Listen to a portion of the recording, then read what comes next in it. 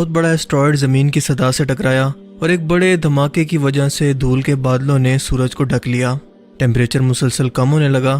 جب سورج سے ڈسٹ کے بادل ہٹے تو ٹیمپریچر کئی گنا بڑھ گیا۔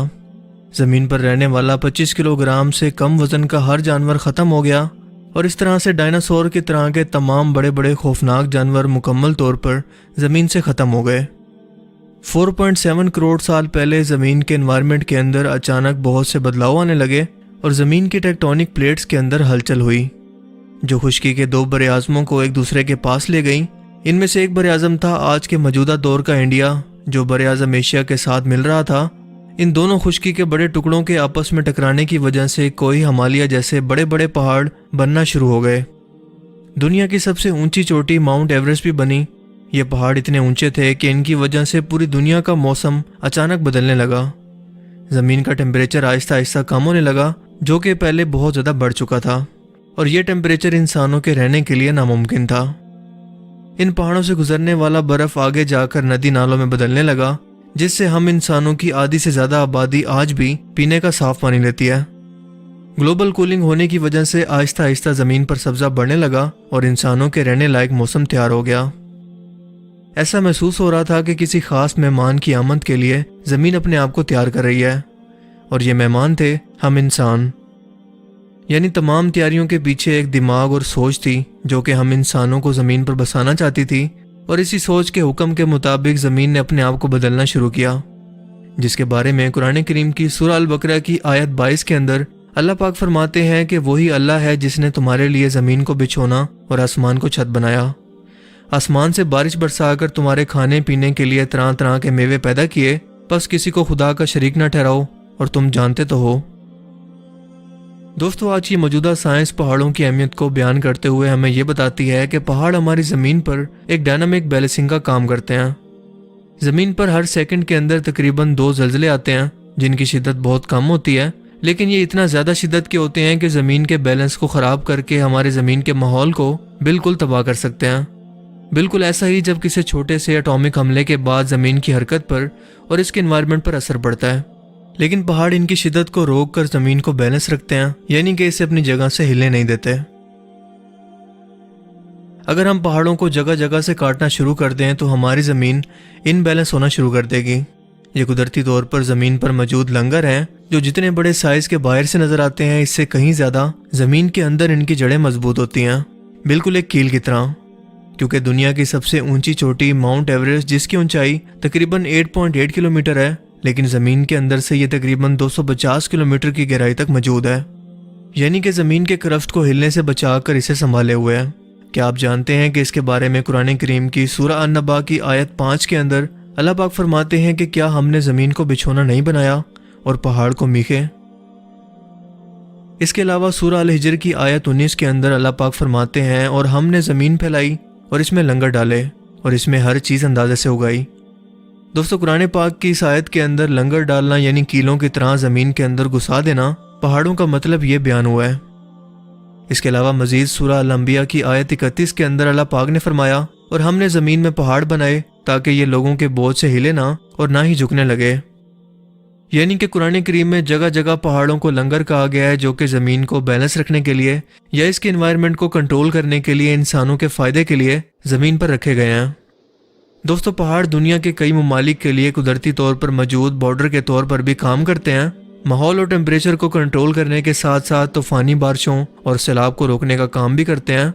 ان کا زمین پر موجود ہونا انتہائی ضروری اور کسی مصلحت کی وجہ سے ہے اور ان کی اہمیت سے آج کی موجودہ سائنس بھی انکار نہیں کر سکتی۔ لیکن یہ سب کی سب باتیں اس کائنات کو پیدا کرنے والے رب نے آج سے 1400 سال پہلے اپنے محبوب حضرت محمد صلی اللہ علیہ وآلہ وسلم کو قرآن پاک جیسی مقدس کتاب کے اندر بیان فرما دی جسے آج سائنس ہو بہو تسلیم کر رہی ہے۔ یہ پہاڑ اتنے طاقتور ہیں کہ ان کو دنیا کی جدید ترین مشینری یا کوئی بھی طاقت اپنی جگہ سے ہلا نہیں سکتی۔ اسی لیے سورہ الفاطر کی آیت 43 کے اندر اللہ پاک فرماتے ہیں کہ وہ اللہ ہی ہے جس نے زمین اور آسمان کو تھام رکھا ہے تاکہ یہ جھول نہ جائیں، اور اگر یہ اپنی جگہ سے ہل جائیں تو کوئی بھی نہیں ہے جو اللہ کے سوا انہیں تھام سکے۔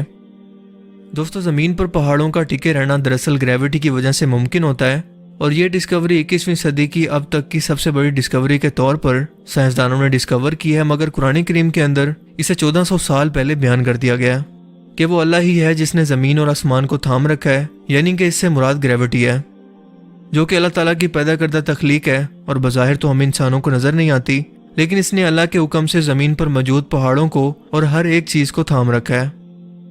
دوستو، یہ نظام قدرت ہے کہ اللہ تعالیٰ کی پیدا کردہ ہر ایک مخلوق کو ایک روز موت آنی ہے، اور ان پہاڑوں کی موت کا وقت ہوگا قیامت کے روز، جب ہر ایک انسان کو اس کی قبر سے دوبارہ زندہ کیا جائے گا اور پہاڑوں کو ختم کر کے زمین کو ہموار کیا جائے گا تاکہ محشر کا میدان لگایا جا سکے۔ اور اس کے بارے میں قرآن کریم کی سورہ کہف کے اندر بیان ہوتا ہے کہ جس دن ہم پہاڑوں کو چلائیں گے اور تم زمین کو صاف میدان دیکھو گے، اس روز ہم سب کو جمع کریں گے اور کسی کو بھی نہیں چھوڑیں گے۔ اس کے بعد سورہ النمل کی آیت 88 کے اندر اللہ پاک فرماتے ہیں، اور تم پہاڑوں کو دیکھتے ہو تو خیال کرتے ہو کہ یہ اپنی جگہ پر کھڑے ہیں، لیکن اس روز یہ اس طرح سے اڑتے پھریں گے جیسے بادل۔ یہ خدا کی کاریگری ہے جس نے ہر چیز کو مضبوط بنایا، اور بے شک وہ تمہارے کاموں سے باخبر ہے۔ دوستو، پہاڑوں کے پیدا ہونے سے لے کر ان کے ختم ہونے تک اور انسانوں کے لیے ان کے بنانے کی حکمت کو وہی ذات آج سے 1400 سال پہلے قرآن کریم کے اندر ان کے بارے میں بیان کر سکتی ہے جو اس کائنات کو بنانے والی ہو۔ زمین اور آسمان کے بننے میں اور کائنات کی ہر ایک چیز کی موجودگی میں مائنڈ یا سوچ ایک ہی نظر آتی ہے۔ مثال کے طور پر ہر ایک سیارے کا آپٹیکل شیپ کے اندر گردش کرنا، ایک جیسی شیپ کے اندر موجود ہونا، پرندوں، انسانوں اور جانوروں کا جوڑوں کی صورت میں موجود ہونا، اور دنیا و کائنات کی ہر چیز جس کے اندر انسان بھی شامل ہیں، ان سب کا ایک خاص میتھمیٹیکل شیپ کے اندر موجود ہونا اس بات کی گواہی دیتا ہے کہ اس کائنات کو بنانے کے پیچھے صرف ایک ہی سوچ یا مائنڈ موجود ہے، یعنی کہ صرف اور صرف اللہ تعالیٰ کی ذات، جو کہ اکیلی وحدہ لا شریک ہے۔ اسی لیے تو قرآن کریم کی سورہ السجدہ آیت 53 کے اندر اللہ پاک فرماتے ہیں کہ ہم زمین اور آسمان میں عنقریب تمہیں ایسی نشانیاں دکھائیں گے خود تمہاری جانوں کے اندر کہ تم بے اختیار کہہ اٹھو گے کہ یہ سچ ہے۔ کیا تمہارے رب کا ہر چیز پر گواہ ہونا کافی نہیں؟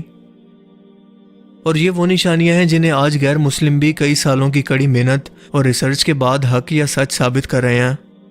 خود انسانوں کے اندر نشانیوں سے مراد ڈی این اے کی دریافت ہے جس نے انسانوں کی سوچ کو جھنجھوڑ کر رکھ دیا ہے، اور وہ آج بھی اسے ٹھیک سے سمجھ نہیں پا رہے۔ ان نشانیوں کے اندر پہاڑوں کی موجودگی کا علم اور انہیں پیدا کرنے کی مصلحت بھی شامل ہے۔ کیا اب بھی کوئی قرآن کریم کی الہامی کتاب یا اس کے سچا کتاب ہونے سے انکار کر سکتا ہے؟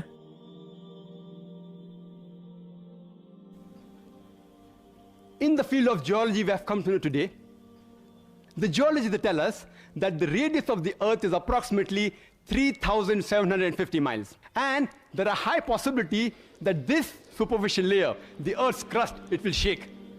Quran says in Surah Naba, chapter number 78, verse number 6 and 7, we have made the earth as an expanse, wal jabala autada, and the mountains as stakes.